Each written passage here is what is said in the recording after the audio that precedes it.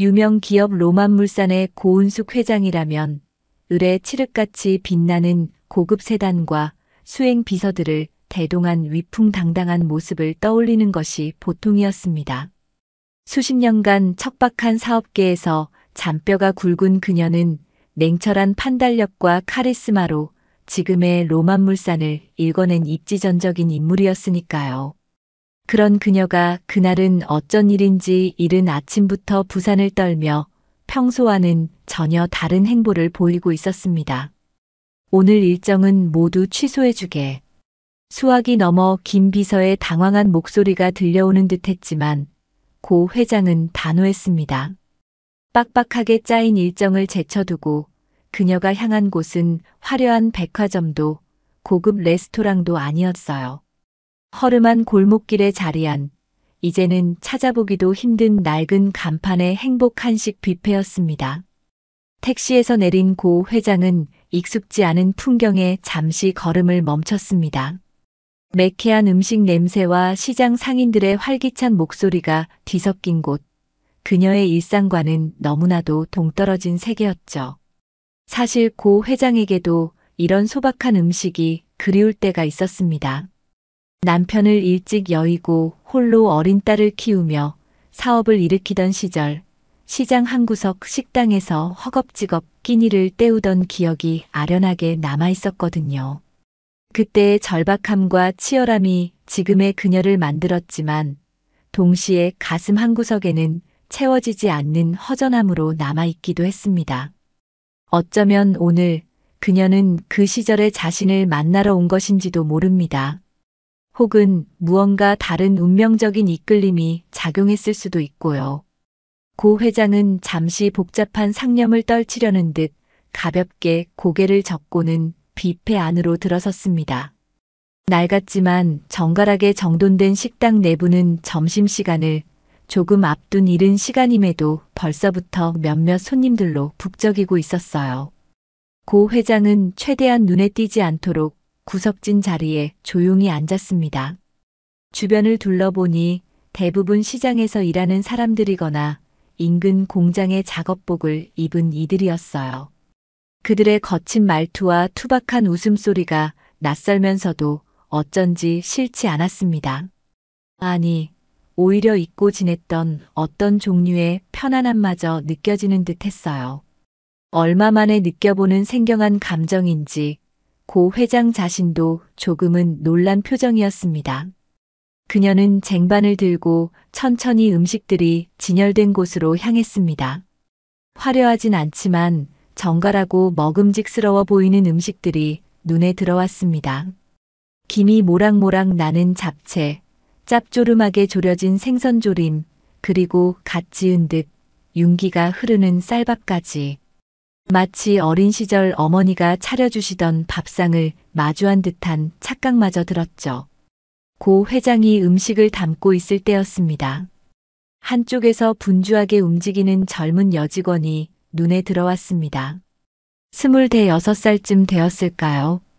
질끈 묶은 머리에 하얀 위생모를 쓰고 앞치마를 두른 모습이 퍽이나 앳돼 보였습니다. 그녀는 쉴 새 없이 빈 그릇을 치우고 부족한 반찬을 채워 넣으며 홀 안을 바쁘게 오갔어요. 고된 일임이 분명해 보였지만 그녀의 얼굴에는 시종일관 희미한 미소가 걸려 있었습니다. 그 미소가 어딘지 모르게 낯익다고 고 회장은 생각했습니다. 여직원의 이름은 박미소였습니다. 이름처럼 해사한 미소가 매력적인 아가씨였죠. 그녀는 이곳 행복 한식 뷔페에서 일한 지 벌써 2년이 다 되어갔습니다.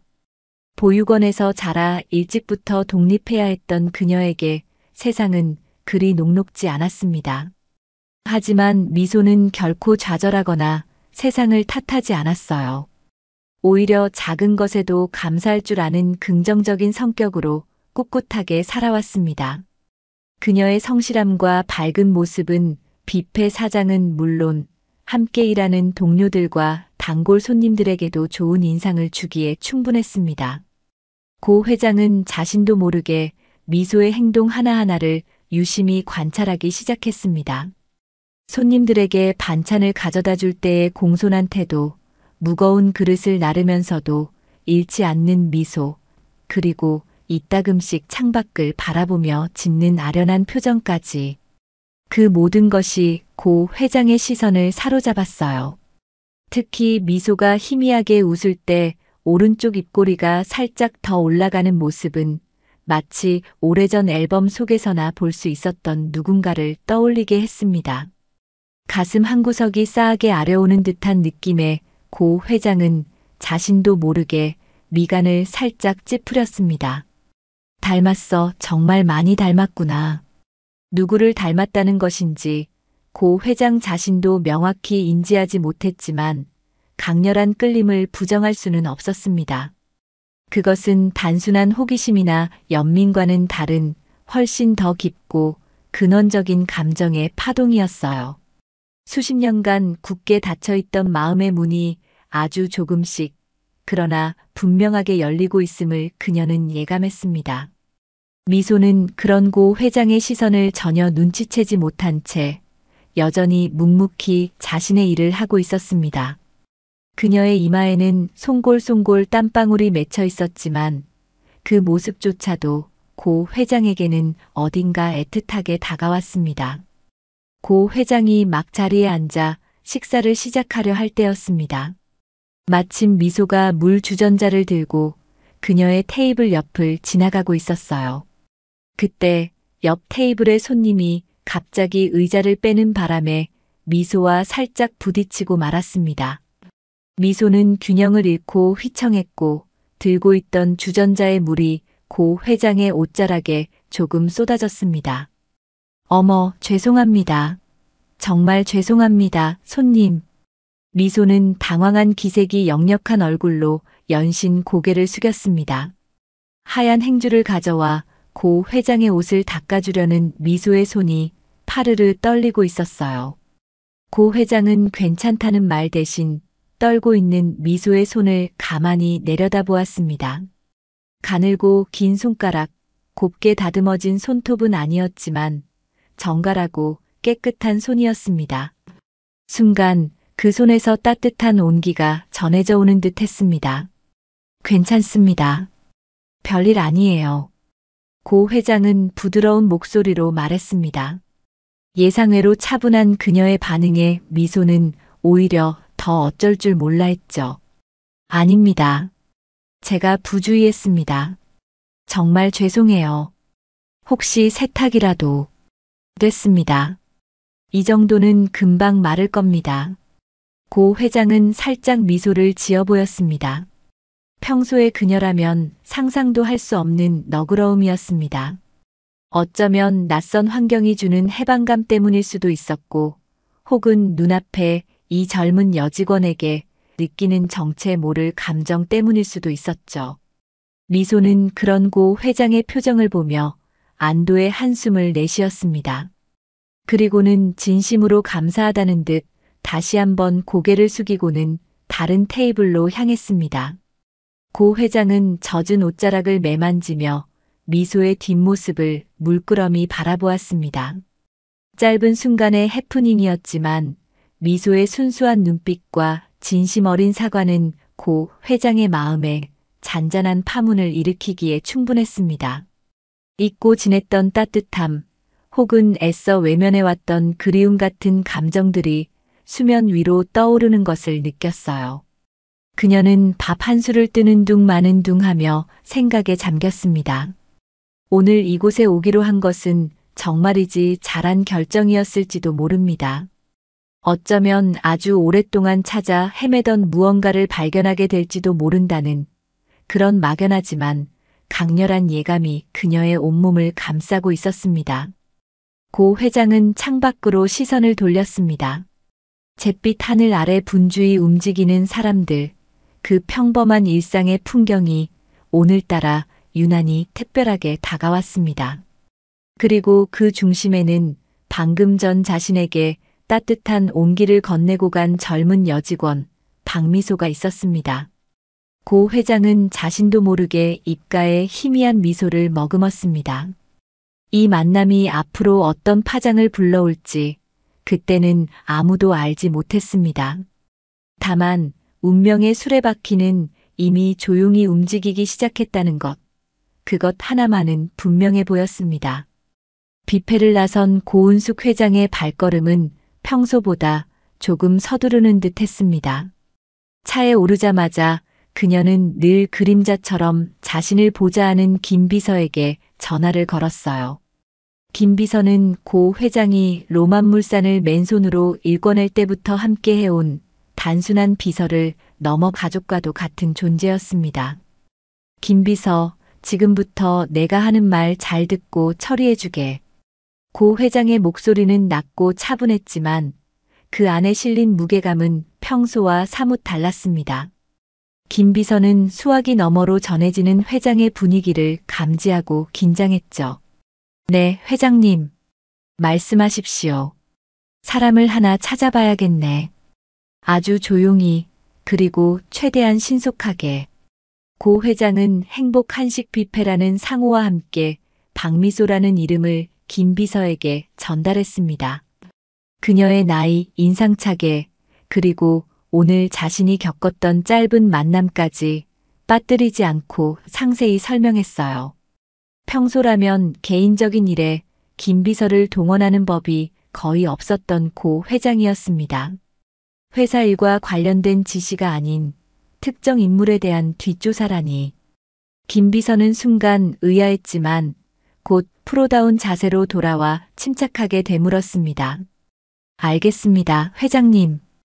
혹시 그 박미소라는 직원과 어떤 관계이신지 여쭤봐도 되겠습니까? 조사 방향을 설정하는데 도움이 될 것 같아서요. 고 회장은 잠시 침묵했습니다. 차창 밖으로 빠르게 스쳐 지나가는 풍경처럼 그녀의 머릿속에도 수많은 생각들이 스쳐 지나갔죠. 내 딸일지도 모른다. 차마 그 말은 입 밖으로 꺼낼 수 없었습니다.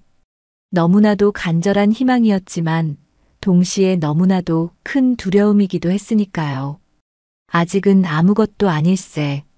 그저 조금 궁금한 게 있어서 그러니 우선 그 직원에 대해 알 수 있는 모든 것을 알아봐 주게. 가족관계, 성장 과정, 주변 평판까지. 아주 사소한 것이라도 좋으니 빠짐없이 보고해 주도록. 김 비서는 더 이상 묻지 않았습니다. 고 회장의 목소리에 실린 복잡한 감정을 어렴풋이나마 짐작할 수 있었기 때문이에요. 수십 년을 함께하며 누구보다 고 회장의 아픔을 잘 알고 있는 그였기에 이번 지시가 단순한 변덕이 아님을 직감했습니다. 네, 회장님. 최대한 빨리 알아보겠습니다. 전화를 끊은 김 비서는 곧바로 움직이기 시작했습니다. 국내 최고라 자부하는 정보망을 가동하여 박미소라는 인물의 흔적을 쫓기 시작했죠. 하지만 생각보다 쉽지 않았습니다. 행복 한식 뷔페라는 곳은 프랜차이즈도 아닌 작은 개인 식당이었고 박미소라는 이름 또한 너무나 흔한 이름이었으니까요. 그럼에도 김 비서는 포기하지 않고 밤낮으로 매달렸습니다. 고 회장이 이토록 간절하게 무언가를 찾는 모습은 정말 오랜만이었거든요. 한편 박미소의 하루는 여느 때와 다름없이 고단하게 흘러갔습니다. 새벽 일찍 일어나 뷔페로 향하는 발걸음은 천근만근이었지만 식당 문을 열고 들어서는 순간 그녀는 언제 그랬냐는 듯 밝은 미소를 지어 보였어요. 그녀에게 이 뷔페는 단순한 일터를 넘어 세상과 소통하는 창구이자 소중한 보금자리였습니다. 미소 씨, 오늘따라 얼굴이 더 좋아 보이네. 무슨 좋은 일이라도 있었어? 주방에서 반찬을 만들던 참모 아주머니가 미소를 보며 말을 건넸습니다. 미소는 특유의 부침성 있는 목소리로 대답했어요. 하하, 참모님 솜씨 덕분에 매일 맛있는 밥 먹어서 그런가 봐요. 오늘 아침 메뉴는 뭐예요? 손님들 오시기 전에 제가 먼저 시식해봐도 되죠? 넉살 좋게 웃으며 주방으로 들어서는 미소의 모습에 참모 아주머니도 기분 좋게 웃음을 터뜨렸습니다. 미소는 이곳 뷔페의 활력소 같은 존재였어요. 고된 일에도 힘든 내색 한 번 하지 않고 오히려 주변 사람들을 먼저 챙기는 따뜻한 마음씨를 지녔습니다.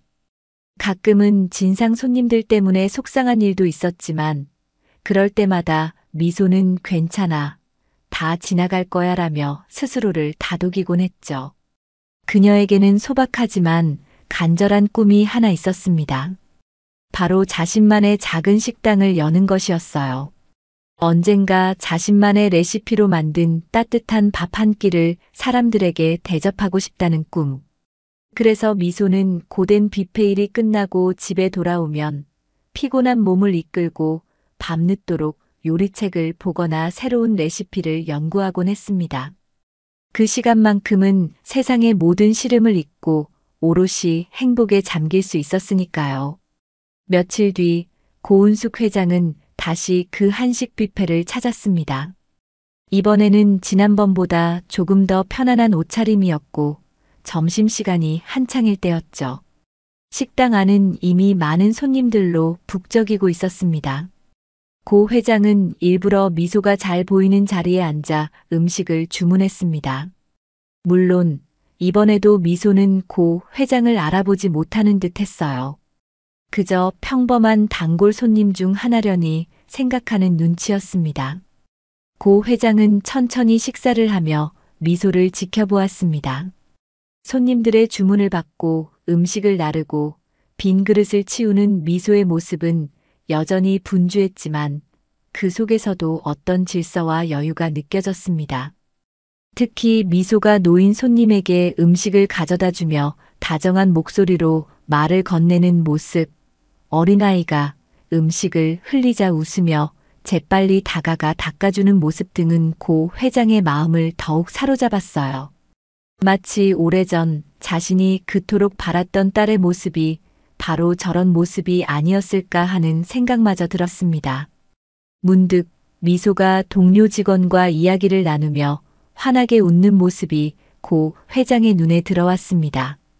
그 웃음소리가 어찌나 맑고 청아하게 들리던지 고 회장은 자신도 모르게 가슴 한구석이 뜨거워지는 것을 느꼈습니다. 잃어버린 딸 수아.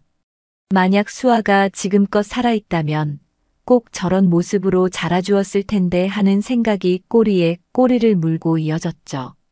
30년이라는 세월이 흘렀지만 딸을 향한 그리움은 조금도 희석되지 않은 채 고 회장의 가슴속에 깊이 새겨져 있었습니다. 미소를 바라보는 고 회장의 눈빛은 점점 더 깊어졌습니다. 단순한 호기심을 넘어선 어떤 절실함과 애틋함이 담긴 눈빛이었어요. 그녀는 자신이 왜 이렇게까지 이 젊은 여직원에게 마음이 쓰이는지 그 이유를 어렴풋이 짐작하기 시작했습니다. 하지만 섣불리 다가갈 수는 없었죠. 만약 자신의 예상이 틀렸다면 그 실망감은 이루 말할 수 없을 테니까요. 고 회장은 그저 멀리서 미소를 지켜보며 마음속으로 간절히 기도했습니다. 제발 아주 작은 단서라도 좋으니 그녀가 자신의 딸이라는 희망의 끈을 놓지 않게 해달라고 말입니다. 식사를 마친 고 회장은 계산을 하며 미소에게 슬쩍 말을 건넸습니다. 여기 음식 맛이 참 좋네요. 특히 저 잡채가 일품이던데요. 미소는 환하게 웃으며 대답했습니다. 감사합니다, 손님. 저희 참모님 솜씨가 정말 좋으세요. 다음에 오시면 더 맛있는 음식으로 준비해 놓겠습니다. 짧은 대화였지만 고 회장은 미소의 목소리에서 느껴지는 따뜻함에 또 한 번 마음이 흔들리는 것을 느꼈습니다. 뷔페를 나서는 그녀의 발걸음은 무거웠지만 마음 한구석에는 작은 희망의 불씨가 피어오르고 있었어요. 고은숙 회장에게는 평생을 따라다니는 악몽 같은 기억이 있었습니다. 지금으로부터 꼭 30년 전 눈에 넣어도 아프지 않을 5살배기 외동딸 수아를 잃어버렸던 그날의 기억이었죠. 남편과 일찍 사별하고 홀로 어린 딸을 키우며 사업을 막 시작했을 무렵이었습니다. 눈코 뜰 새 없이 바쁜 하루하루였지만 어린 수아는 고 회장에게 살아가는 이유이자 유일한 희망이었어요. 그날은 유난히 날씨가 좋았던 주말이었습니다. 모처럼 시간을 내어 수아와 함께 집 근처 시장에 장을 보러 나섰죠.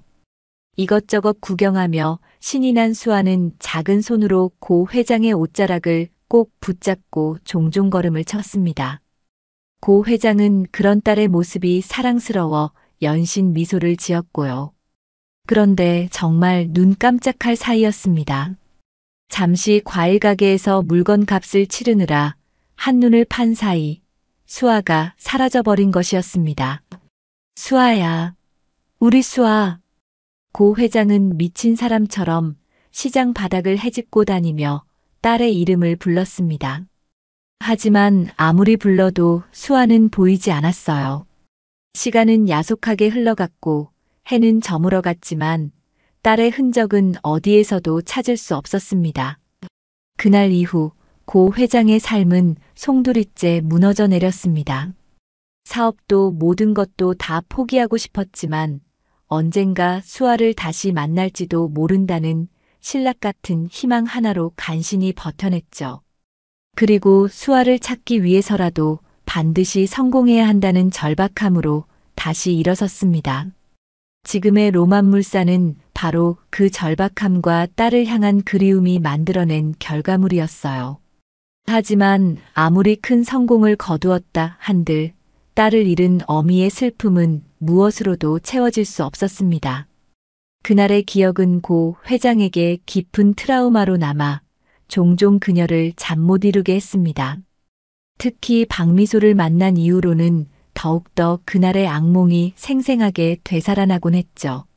미소의 해맑은 웃음 속에서 잃어버린 딸 수아의 모습이 자꾸만 겹쳐 보였기 때문입니다.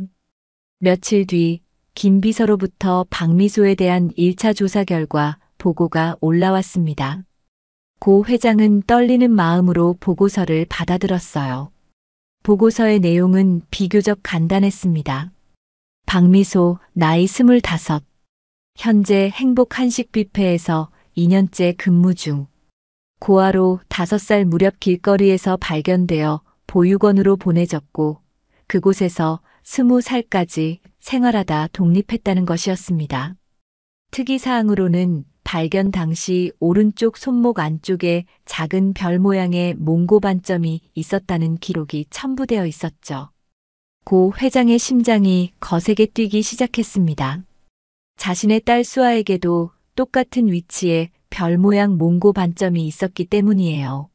그것은 수아를 낳았을 때부터 있던 가족 외에는 아무도 모르는 비밀스러운 특징이었습니다.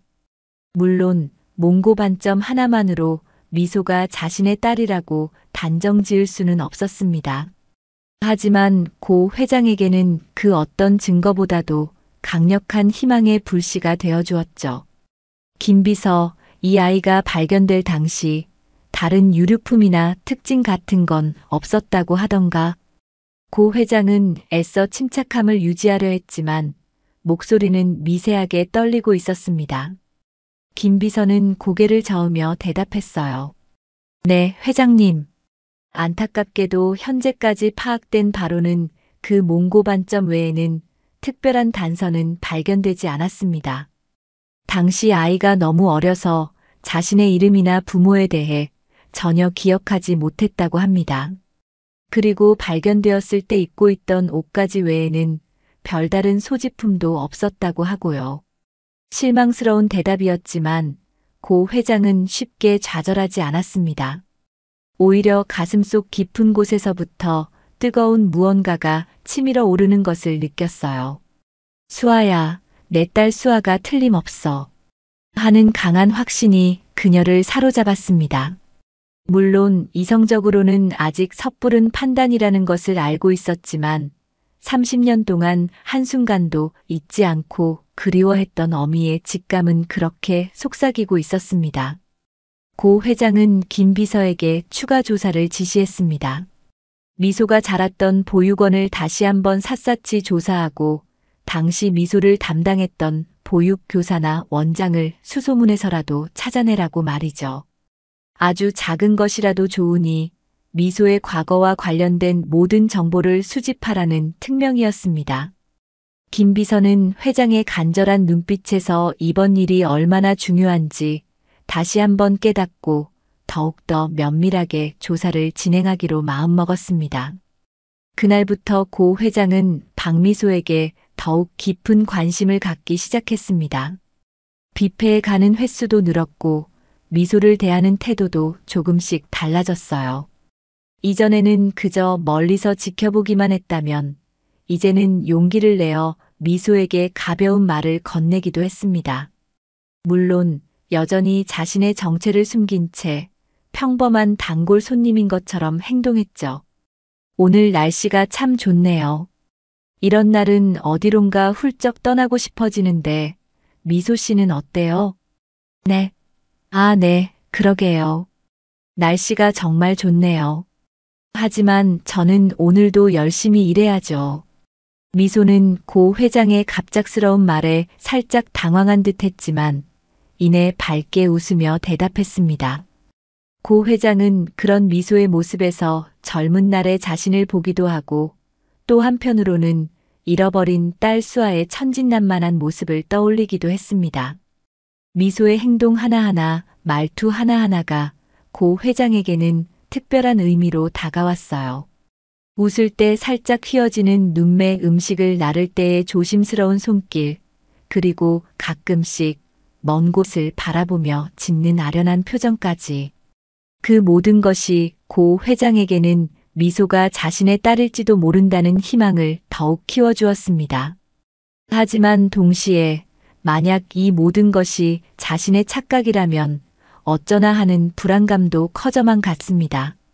그래서 더욱 조심스럽고 신중하게 행동할 수밖에 없었죠. 고은숙 회장은 이제 행복 한식 뷔페의 명실상부한 단골 손님이 되었습니다. 거의 매일같이 점심시간이면 어김없이 뷔페를 찾았고 늘 같은 자리에 앉아 박미소가 일하는 모습을 지켜보곤 했죠. 처음에는 그저 묵묵히 식사만 하던 그녀였지만 시간이 흐르면서 조금씩 미소에게 말을 걸기 시작했습니다. 오늘 국이 참 시원하네요. 미소 씨가 직접 끓인 건가요? 아, 아니에요, 손님. 저희 주방 참모님 솜씨예요. 그래도 맛있게 드셨다니 제가 다 기분이 좋네요. 미소는 처음에는 자신에게 유독 관심을 보이는 고 회장을 조금 어색해했지만 곧 그녀의 따뜻한 말투와 부드러운 미소에 경계심을 풀고 자연스럽게 대화를 나누기 시작했습니다. 고 회장은 주로 음식 맛에 대한 칭찬이나 날씨 이야기 같은 가벼운 주제로 대화를 이끌어갔고 미소는 그런 고 회장을 그저 마음씨 좋은 단골 할머니 정도로 생각하는 듯했어요. 그러던 어느 날이었습니다. 뷔페 안이 유난히 소란스러웠죠. 한 중년 남성 손님이 음식에 머리카락이 나왔다며 고래고래 소리를 지르고 있었습니다. 미소가 다가가 정중하게 사과했지만 남자는 막무가내로 화를 내며 큰 소리로 직원들을 나무랐어요. 뷔페 안의 다른 손님들까지 불편한 기색을 보일 정도였습니다. 미소는 당황한 표정으로 어쩔 줄 몰라 하고 있었죠. 바로 그때 늘 조용히 식사만 하던 고 회장이 자리에서 일어났습니다. 사장님, 이보세요. 음식에서 머리카락이 나올 수도 있는 일입니다. 물론 유쾌한 일은 아니지만 이렇게까지 젊은 직원에게 큰 소리로 면박을 줄 일은 아닌 것 같군요.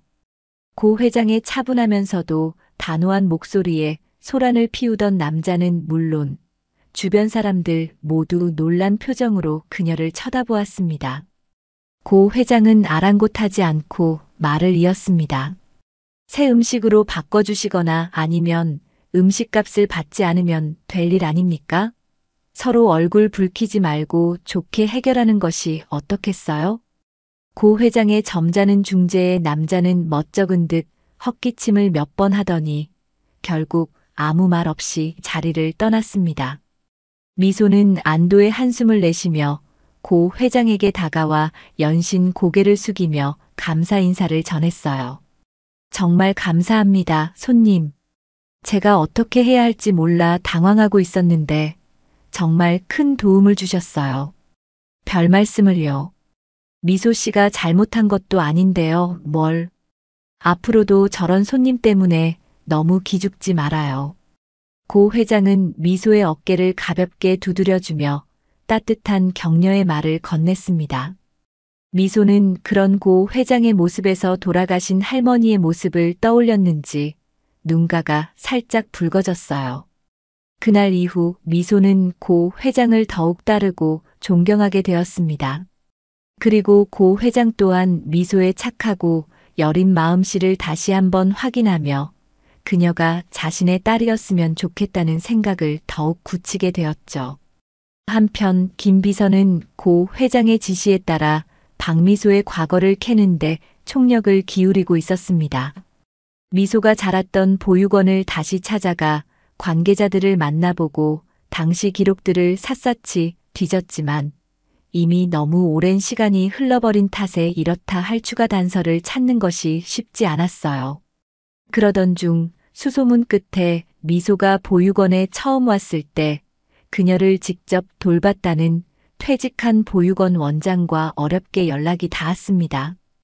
김 비서는 한달음에 퇴직한 원장이 살고 있다는 시골 마을로 향했습니다.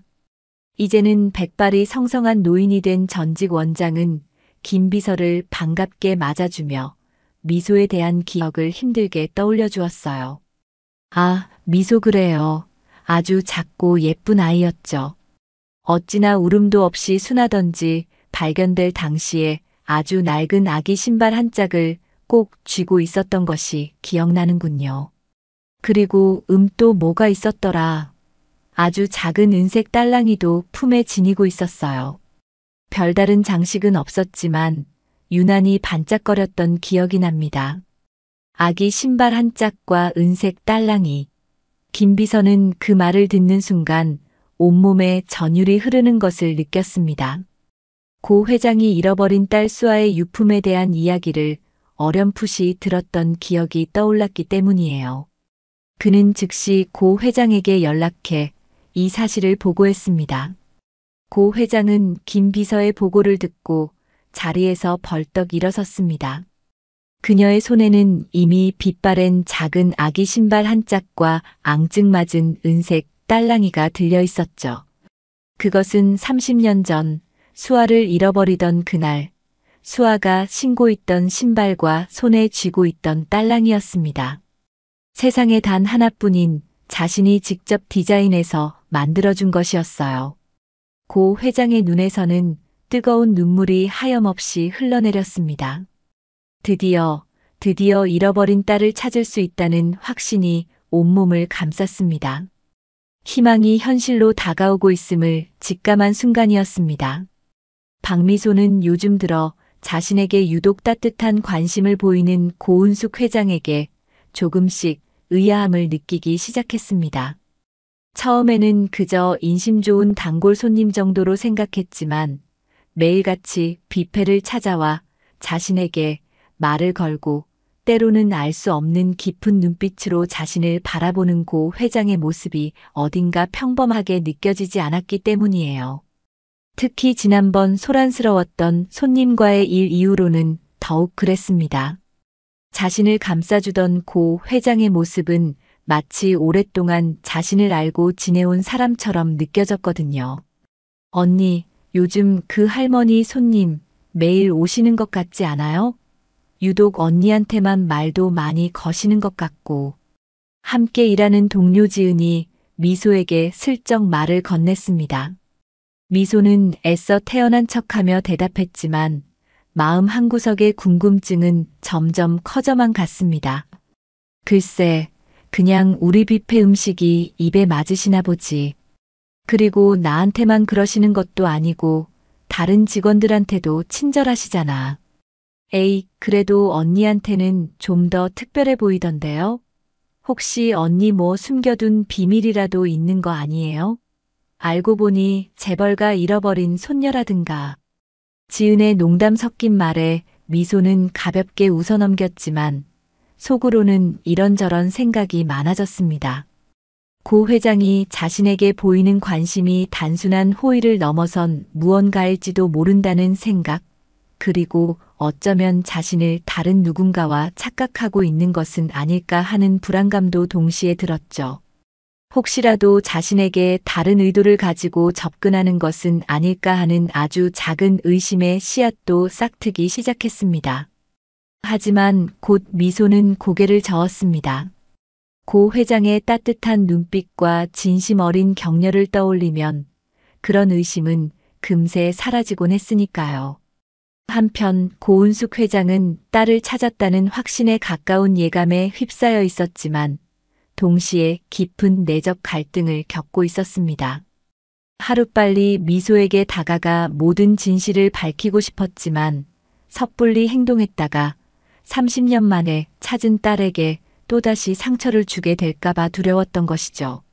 만약 미소가 자신을 어머니로 받아들이지 않는다면, 혹은 갑작스러운 현실 변화에 혼란스러워한다면 어쩌나 하는 걱정이 앞섰습니다.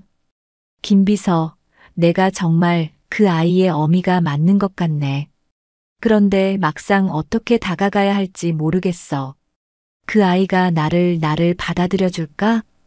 고 회장은 오랜만에 김비서에게 자신의 속마음을 털어놓았습니다. 늘 강인하고 냉철한 모습만 보이던 회장의 나약한 모습에 김비서는 마음이 아팠죠. 회장님, 너무 걱정하지 마십시오. 미소 아가씨는 회장님을 꼭 닮아 마음이 따뜻하고 현명한 사람입니다. 진심은 언제나 통하는 법이니 분명 회장님의 마음을 이해해 줄 겁니다. 김 비서의 진심 어린 위로에도 고 회장의 불안감은 쉽게 가시지 않았습니다. 30년이라는 긴 세월의 공백은 생각보다 훨씬 더 크고 깊었으니까요. 그녀는 밤마다 잠 못 이루고 고민했습니다. 어떻게 하면 미소에게 자연스럽게 다가가 진실을 전할 수 있을지, 그리고 그 이후의 상황들을 어떻게 감당해야 할지에 대해서 말입니다. 그러던 어느 날 미소에게 예상치 못한 시련이 닥쳤습니다. 며칠 전부터 몸이 좋지 않다고 하더니 결국 뷔페에서 일하던 중 갑자기 쓰러져 병원으로 실려가게 된 것이었어요. 진단 결과는 급성 맹장염이었고 당장 수술을 받아야 한다는 것이었습니다. 하지만 미소에게는 당장 입원비와 수술비를 감당할 만한 경제적 여유가 없었죠. 갑작스러운 상황에 미소는 절망감에 휩싸였습니다. 그 소식을 전해 들은 고 회장은 한치의 망설임도 없이 김 비서에게 지시했습니다. 김 비서, 당장 미소 씨 병원비를 해결해 주게.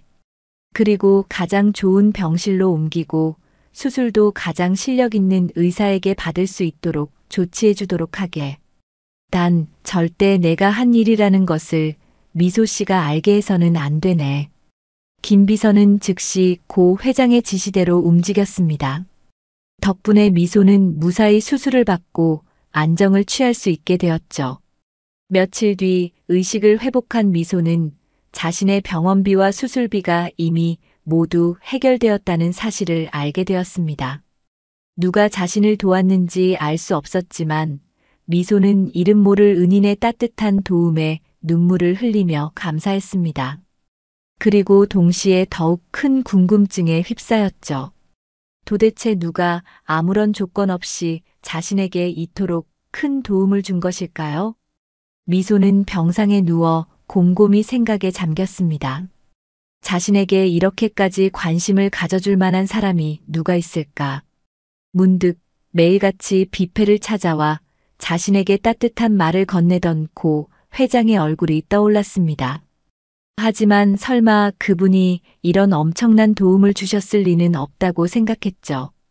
그럼에도 불구하고 미소의 마음 한구석에는 고 회장에 대한 알 수 없는 끌림과 함께 점점 더 커져가는 의문이 자리 잡기 시작했습니다. 어쩌면 자신과 그분 사이에는 무언가 특별한 인연이 있는 것은 아닐까 하는 그런 생각이었습니다. 박미소가 병원에서 태어나던 날, 그녀의 손에는 낡고 해진 아기 신발 한 짝이 여전히 소중하게 들려 있었습니다. 그것은 그녀가 세상에 홀로 남겨졌을 때부터 지금까지 유일하게 간직해온 자신의 뿌리를 증명할지도 모르는 단 하나의 희망과도 같은 물건이었어요.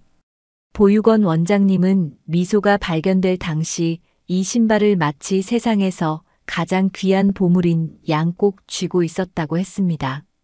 신발 안쪽에는 희미하게나마 수아라는 이름이 새겨져 있었지만 너무나 흐릿해서 정확히 알아보기는 어려웠죠. 미소는 가끔 그 이름을 가만히 들여다보며 자신의 진짜 이름일지도 모른다는 생각을 하곤 했습니다. 그리고 이 신발의 다른 한 짝을 가지고 있을 부모님을 언젠가는 만날 수 있을 거라는 막연한 기대를 품고 살았죠. 퇴원 후 며칠간의 휴식을 마치고 다시 행복 한식 뷔페로 복귀한 미소는 여느 때처럼 성실하게 자신의 일을 해냈습니다. 하지만 그녀의 마음 한구석에는 자신을 익명으로 도와준 은인에 대한 궁금증과 함께 고은숙 회장에 대한 묘한 감정이 자리 잡고 있었어요. 고 회장은 미소가 태어난 이후에도 여전히 뷔페를 찾았고 이전보다 더욱 따뜻하고 다정한 눈빛으로 미소를 대했습니다. 하지만 결코 자신이 미소를 도왔다는 사실을 내색하지는 않았죠. 그러던 어느 날 오후 뷔페가 한산한 시간을 틈타 미소는 창고 정리를 하고 있었습니다. 이런저런 식자재와 잡동사니들이 쌓여있는 창고 한편에는 미소의 개인 물품을 넣어두는 작은 사물함이 있었죠.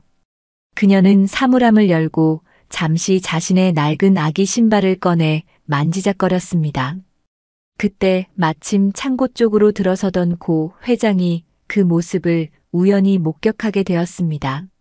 미소는 너무 놀라 황급히 신발을 숨기려 했지만 이미 고 회장의 시선은 그 작은 신발에 못 박힌 듯 고정되어 있었어요.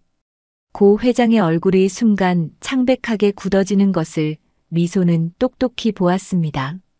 그녀는 마치 세상에서 가장 놀라운 것을 본 사람처럼 혹은 가장 끔찍한 것을 본 사람처럼 미동도 없이 서서 미소의 손에 들린 아기 신발만을 뚫어지게 바라보고 있었죠. 고 회장의 눈빛은 이전과는 확연히 달랐습니다. 그 안에는 단순한 놀라움을 넘어선 형언할 수 없는 깊은 슬픔과 그리움, 그리고 어떤 절박함 같은 감정들이 뒤섞여 소용돌이치고 있었습니다. 그 신발은 어디서 난 것이냐? 고 회장의 목소리는 심하게 떨리고 있었습니다. 미소는 당황했지만 애써 침착하게 대답했어요. 아, 이건 제가 어릴 때부터 가지고 있던 거예요. 제 유일한 물건이라서요. 고 회장은 천천히 미소에게 다가왔습니다. 그녀의 눈가에는 어느새 눈물이 그렁그렁 맺혀 있었죠. 고 회장은 떨리는 손을 뻗어 미소가 들고 있는 아기 신발을 조심스럽게 받아들었습니다. 그리고는 마치 성물을 다루듯 신발 구석구석을 살피기 시작했습니다. 낡고해졌지만 분명 자신이 30년 전 잃어버린 딸 수아에게 직접 신겨주었던 그 신발이 틀림없었습니다. 신발 안쪽에 희미하게 남아있는 수아라는 이름, 그리고 자신이 직접 한 땀 한 땀 새겨 넣었던 작은 꽃무늬 자수까지 모든 것이 기억 속 그대로였습니다. 이럴 수가, 이럴 수가. 고 회장은 더 이상 감정을 주체하지 못하고 그 자리에 주저앉아 오열하기 시작했습니다. 미소는 갑작스러운 상황에 어쩔 줄 몰라 하며 당황한 표정으로 고 회장을 바라볼 뿐이었죠.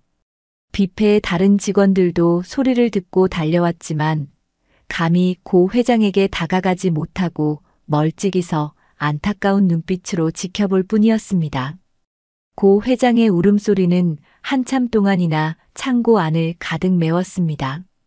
그것은 30년 동안 억눌러왔던 슬픔과 그리움, 그리고 마침내 딸을 찾았다는 기쁨이 뒤섞인 세상에서 가장 절절한 울음소리였어요.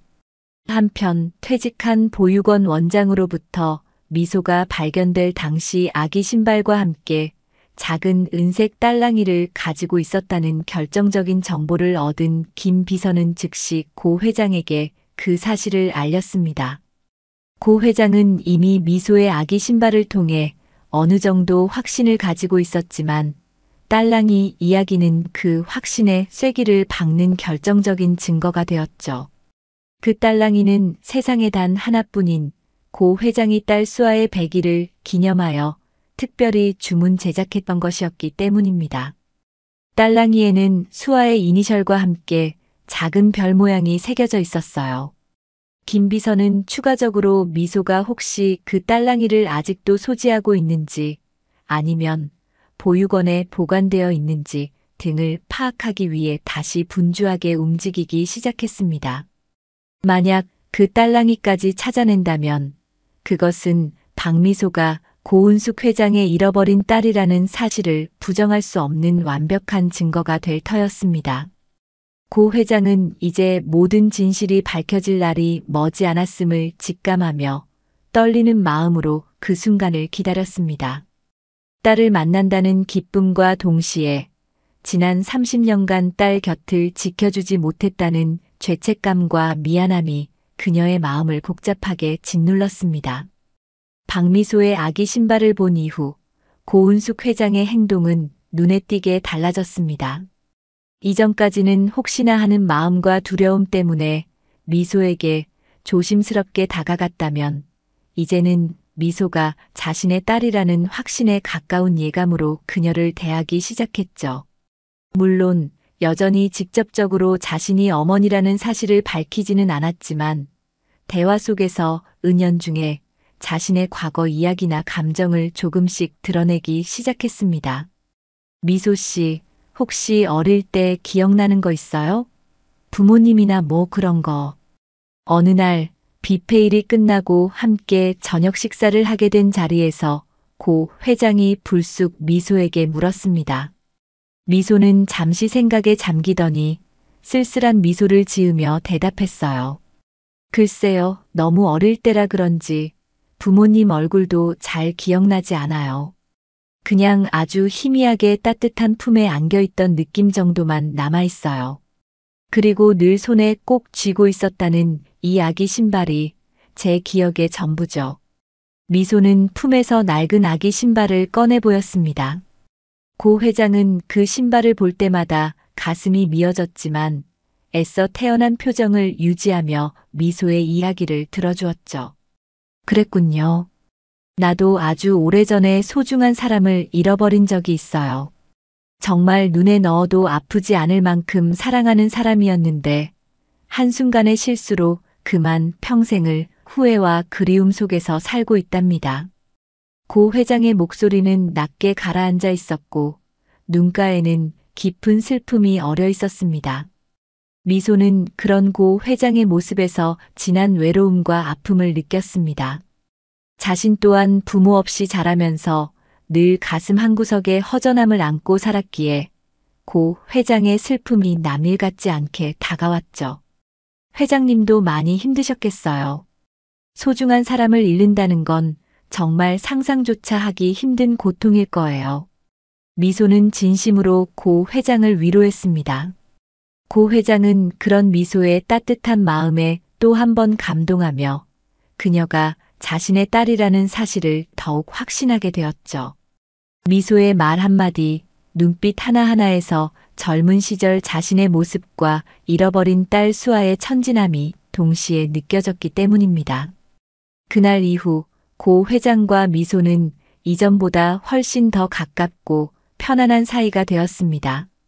고 회장은 미소에게 자신의 사업 이야기나 살아온 인생 이야기를 종종 들려주었고 미소는 그런 고 회장의 이야기에 귀 기울이며 때로는 진심 어린 조언을 건네기도 했죠. 미소는 고 회장을 단순한 뷔페 단골 손님이나 자신을 도와준 은인을 넘어 마치 오랫동안 알고 지내온 친할머니처럼 느끼기 시작했습니다. 고 회장의 깊은 눈빛 속에 담긴 외로움과 슬픔을 어렴풋이나마 이해하게 되면서 그녀에게 더욱 마음을 열게 된 것이었어요. 한편 김 비서는 고 회장의 지시에 따라 박미소의 유전자 검사를 위한 물건을 확보하기 위해 조심스럽게 움직이고 있었습니다.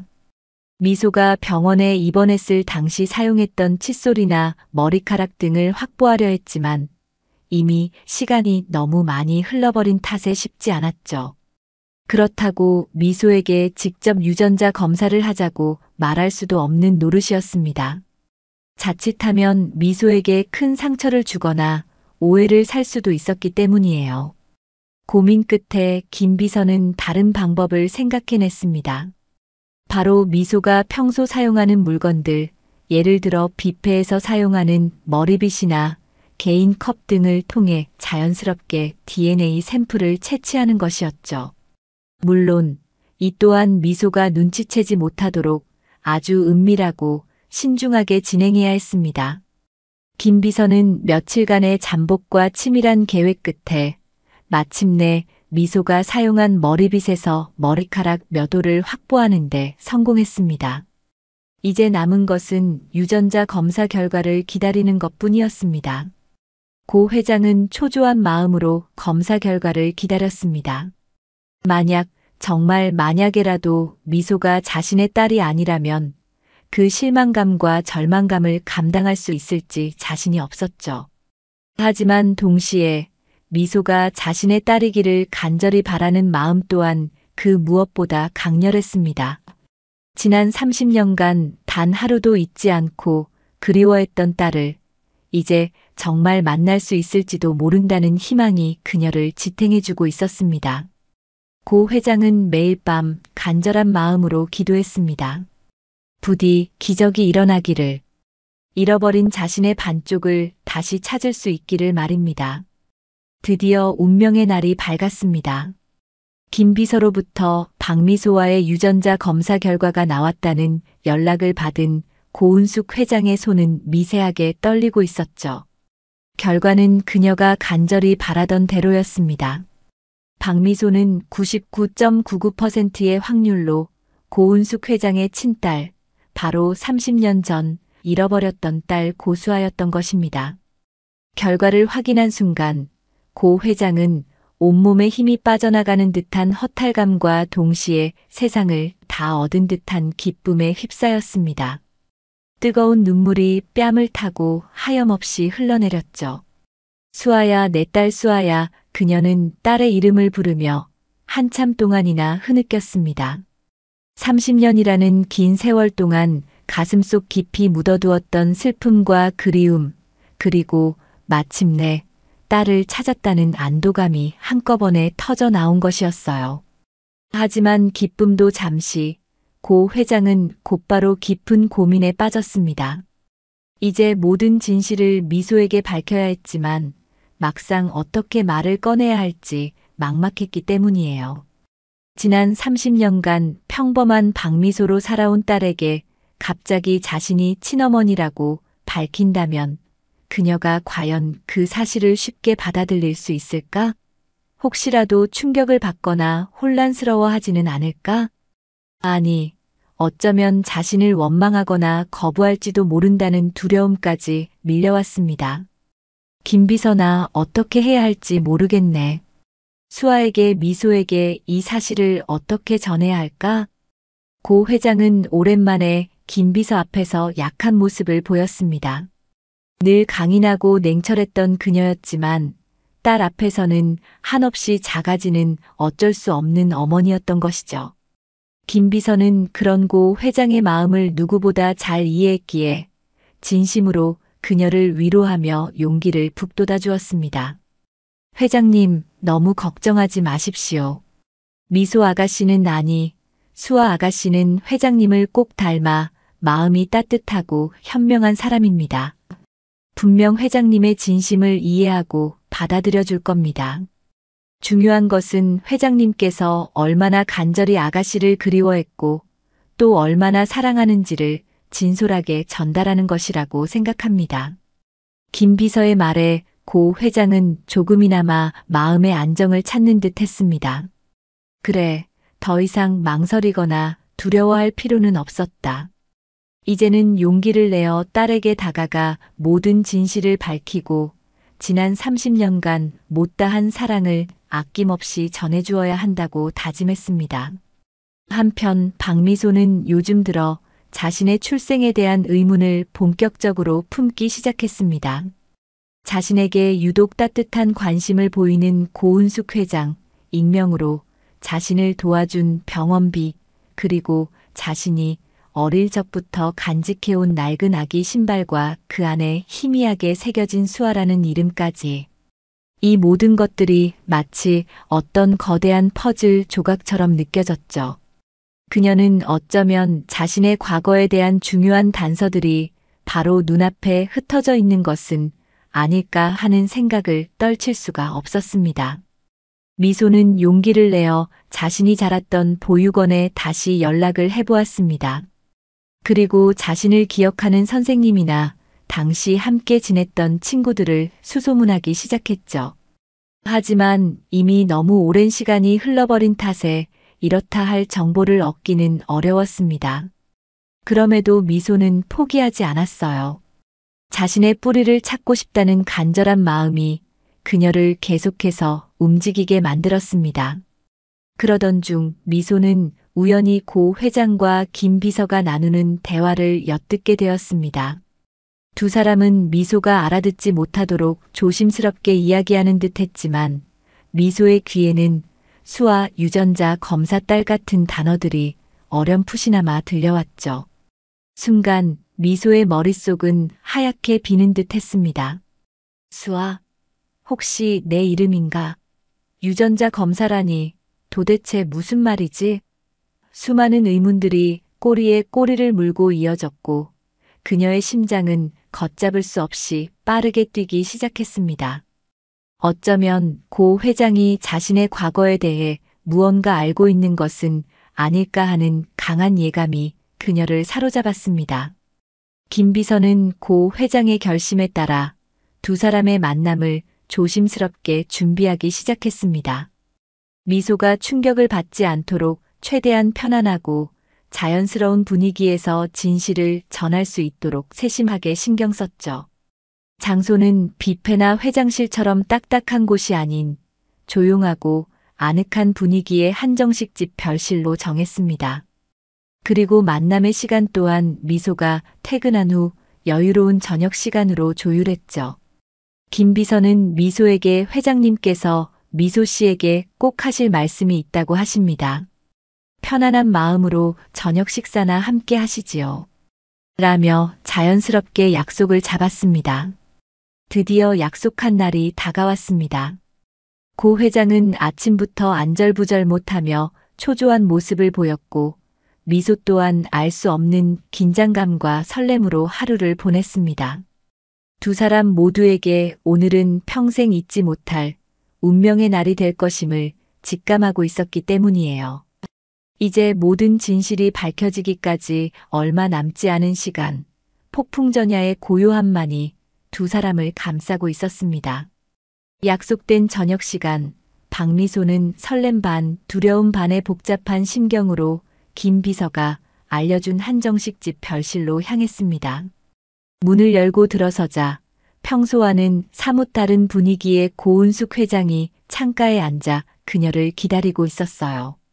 고 회장의 얼굴에는 긴장한 기색이 역력했고 어딘지 모르게 슬퍼 보이기도 했습니다. 미소는 직감적으로 오늘 고 회장이 자신에게 아주 중요한 이야기를 하려 한다는 것을 깨달았죠. 어서 와요, 미소 씨. 아니, 수아야. 고 회장은 떨리는 목소리로 미소를 불렀습니다. 수아라는 이름에 미소의 심장이 쿵 내려앉는 듯 했습니다. 역시 자신의 예감이 틀리지 않았던 것이었습니다. 고 회장은 자신의 과거에 대해 무언가를 알고 있는 것이 분명했어요. 두 사람은 어색한 침묵 속에서 한동안 말없이 서로를 바라보기만 했습니다. 먼저 침묵을 깬 것은 고 회장이었습니다. 그녀는 자리에서 일어나 미소에게 다가와 두 손을 꼭 잡았죠. 고 회장의 손은 차갑게 떨리고 있었습니다. 수아야, 내가 바로 내 엄마란다. 고 회장의 한마디는 천둥 소리처럼 미소의 뇌리를 강타했습니다. 엄마, 믿을 수 없는 말에 미소는 그저 멍하니 고 회장을 바라볼 뿐이었죠. 고 회장은 눈물을 글썽이며 지난 30년간의 이야기를 천천히 그리고 힘들게 털어놓기 시작했습니다. 30년 전 시장에서 한눈을 판 사이 어린 딸을 잃어버렸던 그날의 악몽 같은 기억, 딸을 찾기 위해 평생을 바쳐 사업을 일구고 하루도 빠짐없이 딸을 그리워하며 살아온 세월, 그리고 마침내 미소를 만나고 그녀가 자신의 딸임을 확신하게 되기까지의 모든 과정을 말입니다. 고 회장은 품에서 빛바랜 아기 베넷 저고리와 작은 은색 딸랑이, 그리고 낡은 아기 신발 한 짝을 꺼내 미소 앞에 놓았습니다. 이것들이 바로 내가 어릴 때 입었던 베넷 저고리고, 내가 늘 손에 쥐고 놀던 딸랑이, 그리고 내가 잃어버린 신발의 다른 한 짝이란다. 이 신발 안쪽에는 내 이름 수아가 새겨져 있지. 미소는 떨리는 손으로 고 회장이 내민 유품들을 받아들었습니다. 그리고 자신이 늘 간직해왔던 아기 신발 한 짝을 꺼내 나란히 놓아보았죠. 두 개의 신발은 마치 오랫동안 헤어져 있던 쌍둥이처럼 꼭 닮아 있었습니다. 신발 안쪽에 희미하게 새겨진 수아라는 이름 또한 선명하게 눈에 들어왔습니다. 그리고 은색 딸랑이, 어디선가 본 듯한 익숙한 느낌이었습니다. 어릴 적 아주 희미한 기억 속에 남아있는 짤랑거리던 맑은 소리의 주인공이 바로 이 딸랑이였던 것일까요? 모든 것이 퍼즐 조각처럼 하나로 맞춰지는 순간이었습니다. 그토록 찾아 헤매던 어머니가 바로 눈앞에 고은숙 회장이라니. 미소는 엄청난 충격과 혼란, 그리고 믿을 수 없는 현실 앞에 할 말을 잃고 하염없이 눈물만 흘렸습니다. 그 눈물은 슬픔인지 기쁨인지 아니면 원망인지 알 수 없는 복잡한 감정의 결정체였죠. 고 회장 역시 딸의 눈물을 보며 더 이상 감정을 억누르지 못하고 함께 오열했습니다. 그녀는 미소를 부둥켜 안고 미안하다, 정말 미안하다. 내 딸 수아야, 엄마가 너를 지켜주지 못해서 이렇게 오랜 시간 동안 홀로 힘들게 해서 정말 미안하다라며 지난 30년간의 죄책감과 미안함을 토해냈습니다. 한바탕 눈물의 시간이 지나고 두 사람은 조금씩 안정을 되찾았습니다. 미소는 여전히 믿기지 않는다는 표정이었지만 고 회장의 진심 어린 눈물과 그녀가 내민 증거들 앞에서 더 이상 현실을 부정할 수는 없었죠. 그녀는 고 회장의 품에 안겨 한참 동안이나 어린아이처럼 울었습니다.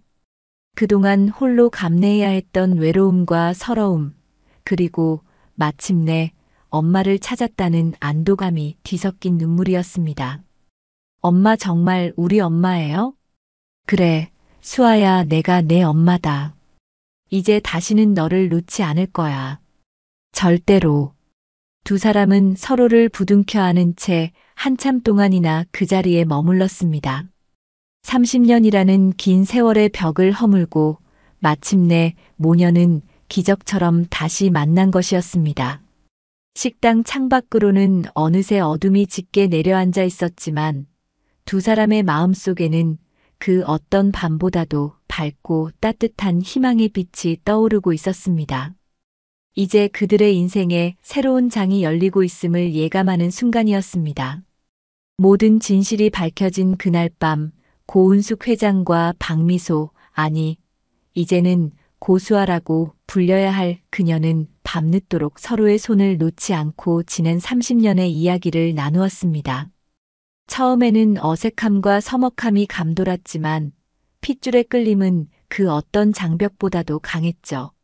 수아는 고 회장에게 자신이 보육원에서 자라면서 겪었던 이야기들, 그리고 홀로 독립하여 뷔페에서 일하며 살아온 소소한 일상들을 담담하게 털어놓았습니다. 고 회장은 그런 딸의 이야기에 귀 기울이며 때로는 가슴 아파하고 때로는 대견해하며 눈물을 글썽였죠. 다음 날 아침 고 회장은 수아의 손을 잡고 자신의 집으로 향했습니다. 으리으리한 대저택의 문이 열리고 수아는 마치 다른 세상에 온 듯한 기분에 휩싸였습니다. 고 회장은 수아에게 가장 크고 전망 좋은 방을 내어주며 이제부터 이곳이 너의 집이라고 말했죠. 하지만 수아는 갑작스러운 환경 변화에 쉽게 적응하지 못하고 어리둥절한 표정을 지었습니다. 엄마, 저는 이런 큰 집은 너무 부담스러워요. 그냥 예전에 살던 작은 방이 더 편한 것 같아요. 수아야, 이제 너는 더 이상 혼자가 아니란다. 이곳은 내가 편히 쉬고 마음껏 꿈을 펼칠 수 있는 너의 집이야. 물론 내가 원한다면 언제든지 예전 집으로 돌아갈 수도 있단다. 하지만 당분간은 엄마 곁에 있어주면 안 되겠니? 엄마는 너와 함께하고 싶은 일들이 너무나도 많단다. 고 회장의 간절한 눈빛에 수아는 차마 거절하지 못하고 고개를 끄덕였습니다. 그렇게 수아는 태어나서 처음으로 가족이라는 울타리 안에서 엄마라는 존재와 함께 새로운 삶을 시작하게 되었죠. 처음 며칠은 모든 것이 낯설고 어색했지만 고 회장의 따뜻한 보살핌과 진심 어린 사랑 속에서 수아는 조금씩 마음의 문을 열고 새로운 환경에 적응해 나가기 시작했습니다. 함께 식사를 하고 정원을 산책하고 밤늦도록 밀린 이야기를 나누는 모든 순간들이 수아에게는 꿈결처럼 느껴졌습니다. 고은숙 회장이 30년 만에 잃어버린 딸을 찾았다는 소식은 김 비서를 통해 조심스럽게 언론에 알려졌습니다. 처음에는 작은 가십거리로 시작되었지만 곧 드라마보다 더 드라마틱한 모녀의 사연이 세상에 공개되면서 엄청난 화제를 불러일으켰죠. 사람들은 고 회장의 끈질긴 모정과 수아의 기적 같은 생활에 감동했고 두 사람에게 아낌없는 축복과 응원을 보냈습니다. 로만물산의 주가도 덩달아 급등하는 등 두 사람의 재회는 사회적으로도 큰 반향을 일으켰습니다. 수아가 일했던 행복 한식 뷔페 사장과 동료들 또한 이 소식을 듣고 깜짝 놀랐지만 곧 진심으로 수아의 행복을 빌어주었습니다. 특히 미소를 친동생처럼 아꼈던 참모 아주머니는 눈물을 글썽이며 수아의 손을 꼭 잡아주었죠. 아가씨, 아니, 수아 양. 정말 잘 됐네. 그동안 고생 많았지? 이제는 걱정 없이 행복하게 잘 살아야 해. 가끔 우리 뷔페에도 놀러 오고. 수아는 자신을 걱정해주고 응원해주는 사람들의 따뜻한 마음에 깊이 감사하며 앞으로 더욱 열심히 살아야겠다고 다짐했습니다.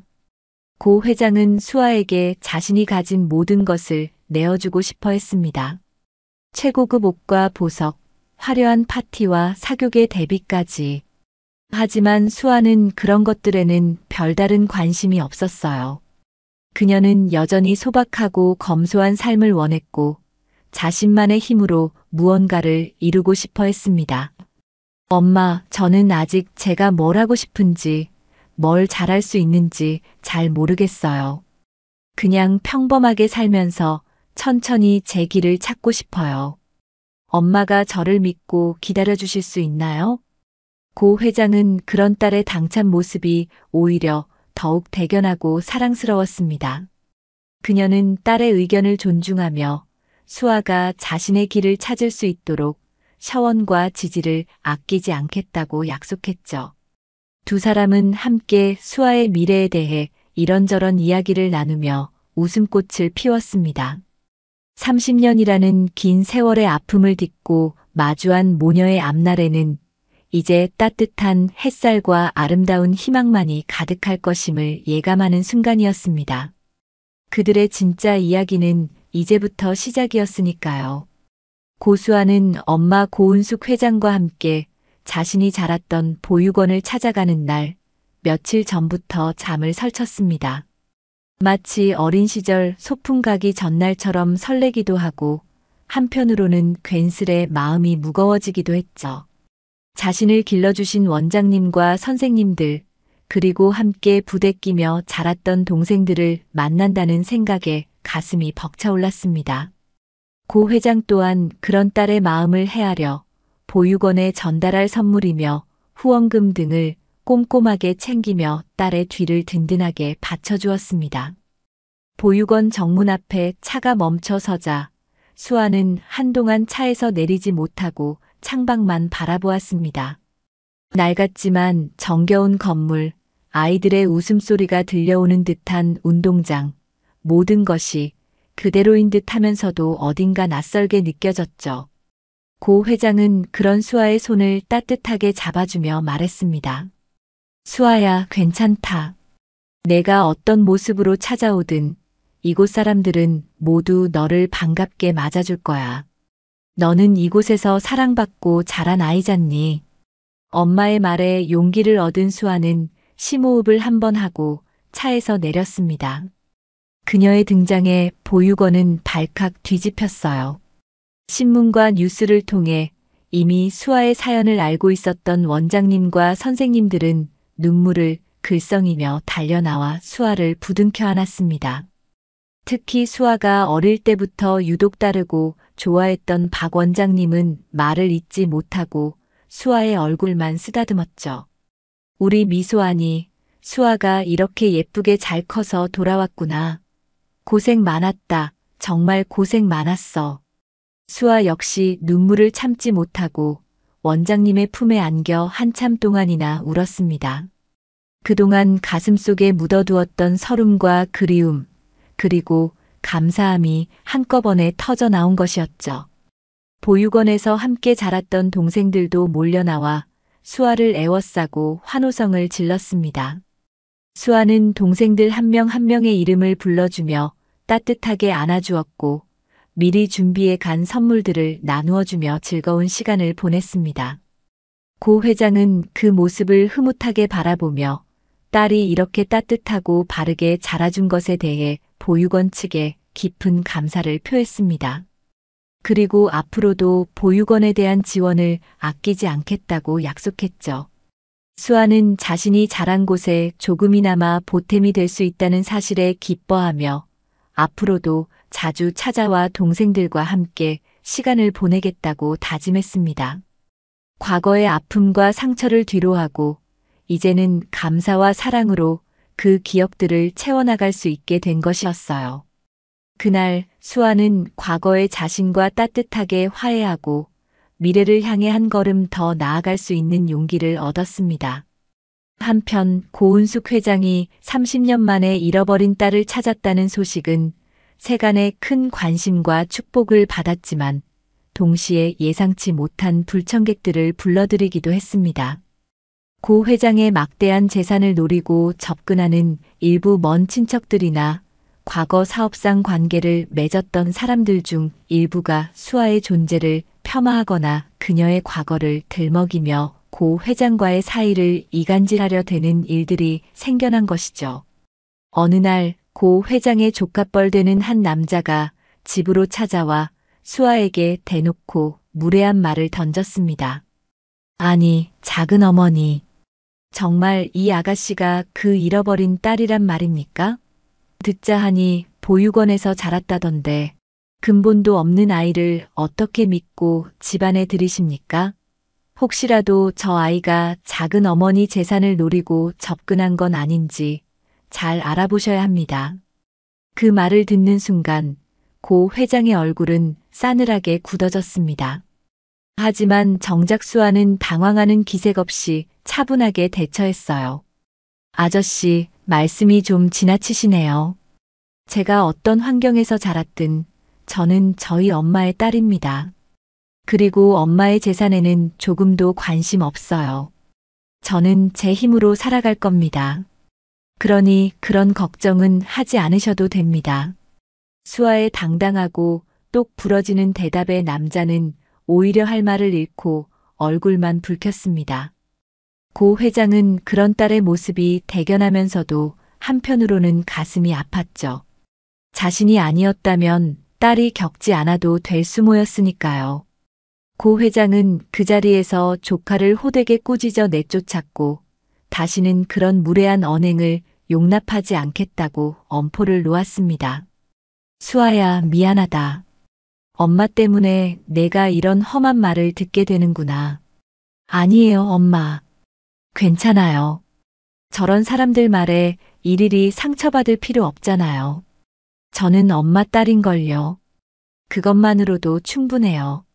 수아는 오히려 엄마를 위로하며 씩씩하게 웃어 보였습니다. 이 일을 계기로 모녀의 유대감은 더욱 깊어졌고 수아는 재벌가의 삶이 결코 동화 속 이야기처럼 아름답지만은 않다는 현실을 깨닫게 되었습니다. 하지만 그녀는 주눅 들거나 좌절하지 않았어요. 오히려 더욱 강해져야겠다고, 그리고 엄마 곁을 든든하게 지켜드려야겠다고 다짐했습니다. 수아는 이제 자신의 미래에 대해 진지하게 고민하기 시작했습니다. 어릴 적부터 막연하게 꿈꿔왔던 요리사의 길을 가고 싶다는 생각이 점점 더 확고해졌죠. 고 회장은 그런 딸의 꿈을 적극적으로 지지해 주었습니다. 최고 수준의 요리 학원에 등록시켜주고 유명 셰프들을 만나 조언을 얻을 수 있도록 자리를 마련해주는 등 물심양면으로 지원을 아끼지 않았어요. 그러던 중 수아는 엄마와 함께 의미 있는 일을 해보고 싶다는 생각을 하게 되었습니다. 자신이 받았던 사랑과 도움을 이제는 다른 사람들에게 나누어주고 싶었던 것이죠. 엄마, 우리 소외된 이웃들을 위한 무료 급식소를 운영해보는 건 어때요? 제가 직접 요리를 하고 엄마는 운영을 도와주시면 정말 좋을 것 같아요. 그리고 재능은 있지만 환경이 어려운 젊은 요리사 지망생들을 후원하는 작은 재단을 만들어 보는 것도 좋을 것 같고요. 고 회장은 딸의 기특한 생각에 감탄하며 흔쾌히 동의했습니다. 두 사람은 곧바로 계획을 실행에 옮겼죠. 로만물산의 사회공헌팀과 연계하여 무료 급식소 운영을 위한 준비를 시작했고 젊은 요리 인재 육성을 위한 재단 설립도 추진하기 시작했습니다. 과거의 아픔을 딛고 일어선 모녀는 이제 함께 손을 맞잡고 세상의 따뜻한 온기를 전하는 아름다운 동행을 시작한 것이었습니다. 그들의 발걸음이 닿는 곳마다 희망의 씨앗이 뿌려지고 사랑의 꽃이 활짝 피어나기를 모두가 응원했습니다. 고수아는 엄마 고은숙 회장의 전폭적인 지원과 자신의 끊임없는 노력 덕분에 국내 최고의 요리 학교에 입학하여 체계적인 교육을 받기 시작했습니다. 처음에는 낯선 환경과 전문적인 기술들 앞에서 어려움을 겪기도 했지만 요리에 대한 뜨거운 열정과 특유의 성실함으로 빠르게 성장해 나갔죠. 그녀는 밤낮을 가리지 않고 칼질 연습을 하고 새로운 레시피를 연구하며 실력을 쌓아갔습니다. 특히 그녀가 만든 음식에는 사람의 마음을 움직이는 특별한 따뜻함이 담겨 있다는 평가를 받곤 했어요. 아마도 그녀가 겪었던 삶의 경험들이 음식 속에 고스란히 녹아들어갔기 때문일 겁니다. 몇 년의 시간이 흐르고 마침내 수아는 자신만의 작은 한식 레스토랑을 열게 되었습니다. 레스토랑의 이름은 수아당, 아름답고 빼어난 집이라는 뜻과 함께 엄마가 지어준 자신의 이름 수아를 걸고 정직하고 맛있는 음식을 선보이겠다는 그녀의 다짐이 담겨 있었죠. 레스토랑은 화려하진 않았지만 수아의 손길이 닿은 소박하고 정갈한 인테리어와 따뜻한 분위기가 손님들을 편안하게 해주었습니다. 개업 초기에는 어려움도 많았습니다. 하지만 수아는 포기하지 않고 매일 새벽 시장에서 신선한 재료를 직접 고르고 정성을 다해 음식을 만들었죠. 그녀의 진심이 담긴 음식은 조금씩 입소문을 타기 시작했고 얼마 지나지 않아 수아당은 예약 없이는 맛보기 힘든 맛집으로 명성을 얻게 되었습니다. 수아는 자신의 힘으로 꿈을 이루었다는 성취감과 함께 자신의 음식을 통해 사람들에게 행복을 줄 수 있다는 사실에 큰 보람을 느꼈습니다. 고 회장은 그런 딸의 모습을 자랑스럽게 지켜보며 아낌없는 격려와 응원을 보냈습니다. 딸을 찾고 딸이 자신의 꿈을 이루며 빛나게 성장하는 모습을 곁에서 지켜보면서 고은숙 회장은 평생을 짓누르던 마음의 짐을 완전히 내려놓고 진정한 평온과 행복을 찾았습니다. 더 이상 과거의 아픔에 얽매이지 않고 현재의 소중한 순간들을 감사하며 살아갈 수 있게 된 것이죠. 그녀의 얼굴에서는 이전에는 찾아보기 힘들었던 부드러운 미소가 떠나지 않았고 건강 또한 눈에 띄게 좋아졌습니다. 고 회장은 이제 회사의 중요한 경영은 전문 경영인에게 점차 위임하고 수아와 함께하는 시간을 최우선으로 여기기 시작했습니다. 모녀는 함께 장을 보러 가기도 하고 주말이면 수아의 레스토랑에서 함께 요리를 하며 소소한 일상의 행복을 나누었죠. 때로는 국내외로 함께 여행을 떠나 새로운 음식을 맛보고 아름다운 풍경을 감상하며 잊지 못할 추억들을 쌓아갔습니다. 고 회장은 이제야 비로소 자신이 평생토록 찾아 헤매던 진정한 행복이 무엇인지를 깨달은 듯 했습니다. 그것은 바로 사랑하는 딸과 함께하는 평범하지만 따뜻한 일상이었던 것이죠. 세월은 강물처럼 흘러 수아는 자신을 꼭 닮은 사랑스러운 아이들의 엄마가 되었습니다. 그리고 고은숙 회장은 세상 그 누구보다 자애롭고 따뜻한 할머니가 되었죠. 주말이면 수아네 집은 아이들의 웃음소리와 맛있는 음식 냄새로 가득 찼습니다. 온 가족이 함께 식탁에 둘러앉아 이야기를 나누고 웃음꽃을 피우는 풍경은 세상 그 어떤 그림보다 아름답고 평화로웠어요. 백만장자 할머니와 한식 뷔페 여직원의 기적 같은 만남으로 시작되었던 이야기는 그렇게 오랜 시간이 흘러 아름다운 결실을 맺었습니다. 그들의 삶에는 때로는 시련과 아픔도 있었지만 서로를 향한 깊은 사랑과 믿음으로 모든 어려움을 극복하고 마침내 완전한 행복을 찾게 된 것이죠. 고은숙 회장과 고수아, 두 모녀의 이야기는 단순한 해피엔딩을 넘어 진정한 가족의 의미와 사랑의 위대함을 보여주는 감동적인 서사시로 오랫동안 많은 사람들의 가슴속에 따뜻한 여운으로 남아 전해질 것입니다.